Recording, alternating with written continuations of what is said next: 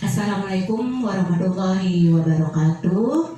Perkenalkan, nama Ibu Dini, nama lengkap Ibu Dini Apriastuti. Ibu di sini ngajar bimbingan konseling. Jadi hari ini kita akan belajar atau mengetahui tentang bimbingan konseling. Kalian semua udah tahu tentang BK? Pasti udah ya, karena di SMP kan kalian sudah belajar tentang BK. Nah, BK ini bukan pelajaran, tapi BK di sini yaitu proses interaksi antara konselor dengan konseli secara langsung atau tidak langsung dalam rangka untuk membantu konseli agar dapat mengembangkan potensi dalam diri atau memecahkan permasalahan yang ada di dalamnya. Ya, jadi jangan takut sama guru BK. Karena kenapa? Guru BK adalah teman, bukan sebagai musuh. Biasanya dulu kalau SMP kalian dengar guru BK itu killer. Nah, kalau zaman sekarang tidak ada lagi guru BK yang killer.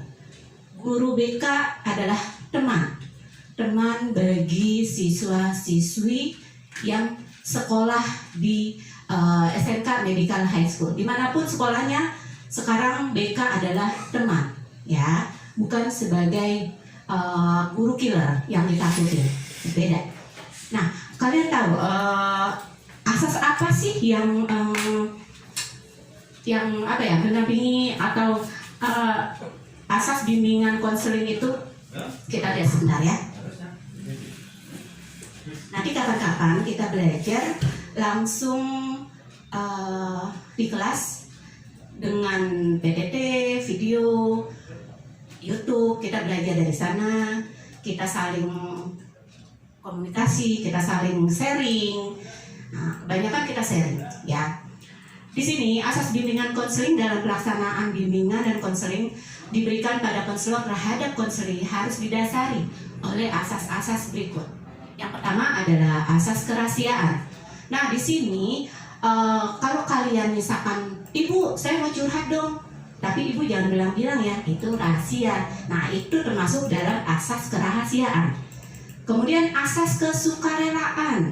Asas kesukarelaan adalah asas menghendaki adanya kesukaan dan kerelaan antara konselor dengan konseli. Jadi, kita nggak bisa maksa ini. Kamu cerita sama Ibu. Tidak. Jadi, asas kesukarelaan, jadi siswa dengan sukarela menceritakan permasalahan yang ada pada guru BK. Tanpa adanya paksaan.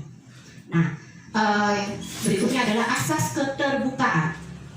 Ya, asas keterbukaan adalah asas yang menghendaki agar konselor dan konseli terbuka dan tidak berpura-pura. Jadi, ketika anak menghadapi guru konseling itu dengan tidak kepura-puraan, ya, tidak berbohong, otomatis apa yang diceritakan sesuai dengan apa yang terjadi. Itu adalah asas keterbukaan. Asas kegiatan. Asas kegiatan adalah asas menghendaki agar konselor dan konseli berpartisipasi aktif dalam rangkaian kegiatan. Jadi kalian harus aktif nih dalam melaksanakan kegiatan, ya. Itu asas kegiatan. Kemudian lanjut asas kemandirian. Asas kemandirian adalah asas yang menunjukkan pada tujuan umum bimbingan dan konseling, yaitu konseli diharapkan menjadi mandiri secara pribadi, sosial, belajar, dan kinerja dengan ciri-ciri mengenal diri sendiri dan lingkungan. Ya. Kemudian asas kekinian. Asas kekinian adalah asas menghendaki permasalahan yang dihadapi konseli terjadi saat sekarang. Jadi permasalahan yang ada di sekarang ini itu lebih pelik. Jadi yang diceritakan, yang diberitahukan kepada guru konseli adalah permasalahan kekinian, ya. Asas kedinamisan. Asas kedinamisan adalah asas yang menghendaki agar isi layanan hendaknya selalu bergerak maju. Nah, jadi yang dipelajari apa yang akan terjadi di depan, bukan mundur justru. Pengalaman adalah guru yang terbaik. Jadi pengalaman itu membuat kita melihat, berkaca untuk melihat ke depan. Itu asas kedinamisan, melihat ke depan. Ya. Asas keterpaduan. Asas keterpaduan adalah asas yang menghendaki agar layanan bimbingan dan konseling yang dilakukan dapat saling menunjang, harmonis, dan keterpadukan. Kemudian asas kenormatifan. Asas kenormatifan adalah asas yang menghendaki agar layanan bimbingan dan konseling didasarkan pada norma-norma yang berlaku. Selanjutnya, asas keahlian. Asas keahlian adalah asas yang menghendaki agar layanan bimbingan dan konseling diselenggarakan atas dasar kaidah-kaidah profesional. Kemudian, asas alih tangan kasus. Jadi yang tangani adalah kasus-kasus yang terjadi di sekolah, ya. Asas Tutwuri Handayani. Asas Tutwuri Handayani ini merupakan asas yang diadopsi dari nilai-nilai pendidikan Ki Hajar Dewantara. Ya, asas Tutwuri Handayani adalah yang menghendaki agar pelayanan bimbingan dan konseling secara keseluruhan dapat menciptakan suasana mengayomi, memberikan rasa aman, terus mengembangkan keteladanan, dan memberikan rangsangan dan dorongan, serta kesempatan yang seluas-luasnya kepada konseli untuk berkembang maju sesuai dengan potensi yang dimiliki konseli. Nah, kemudian juga kita akan membicarakan tentang komponen layanannya nih.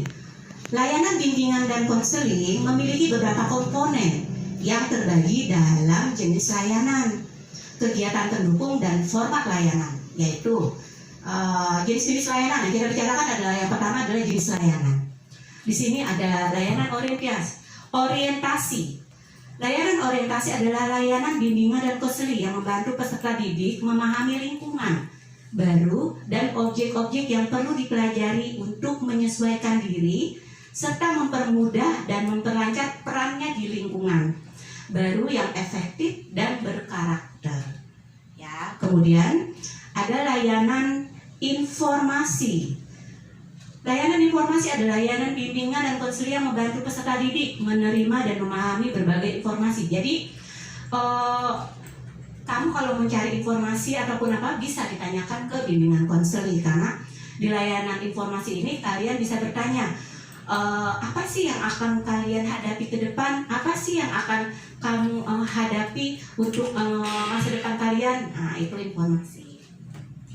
Layanan penempatan dan penyaluran. Layanan penempatan dan penyaluran adalah layanan bimbingan dan konseling yang membantu peserta didik memperoleh penempatan dan penyaluran yang tepat.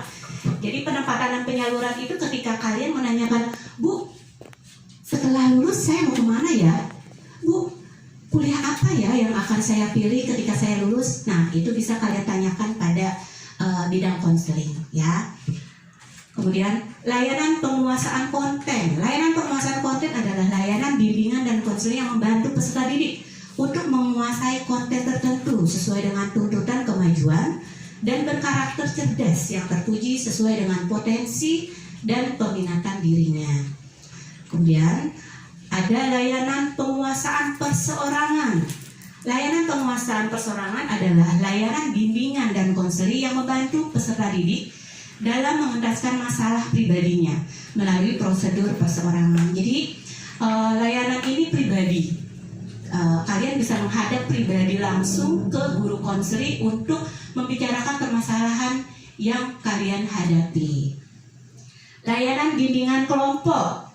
Layanan bimbingan kelompok adalah layanan bimbingan dan konseling yang membantu konseling dalam mengembangkan pribadi, kemampuan hubungan sosial, kegiatan belajar, dan mengambil keputusan serta melakukan kegiatan tertentu melalui dinamika kelompok. Jadi di mana suatu kelompok memecahkan suatu permasalahan atau sharing bersama, ya, untuk membicarakan atau untuk mencari solusi apa yang terjadi pada saat ini, gitu, permasalahan saat ini.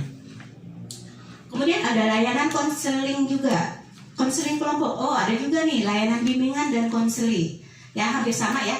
Cuma bedanya kalau layanan konseling adalah layanan bimbingan konseling yang membantu konseling memperoleh wawasan, pemahaman, ya.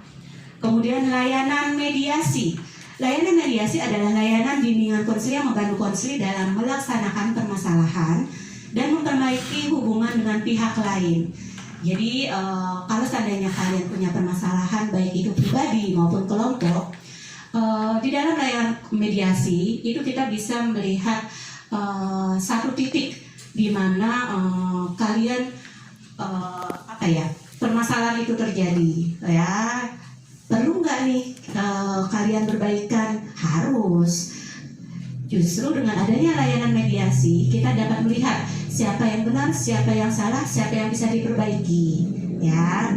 Layanan advokasi adalah layanan bimbingan dan konseling yang membantu konseling untuk memperoleh kembali hak-hak dirinya yang tidak diperhatikan atau mendapat perlakuan yang menyalahi hak-hak. Terus kemudian kita lanjut kepada kegiatan pendukung. Ya, oke. Lanjut kepada kegiatan pendukung. Di sini ada aplikasi dalam instrumen, ya. Kemudian himpunan data, konferensi kasus, kunjungan rumah, tampilan kepustakaan, ahli tangan kasus. Ya. Untuk selanjutnya mungkin bisa kita lanjutkan pada pertemuan berikutnya. Untuk awal hanya pengenalan aja ya. Jadi besok-besok kita akan belajar lebih mendalami apa sih bimbingan karir, apa sih bimbingan konseling gitu, yang berhubungan dengan BK. Ya, sampai di sini dulu materi kita kali ini. Kurang lebihnya saya ucapkan terima kasih. Assalamualaikum warahmatullahi wabarakatuh.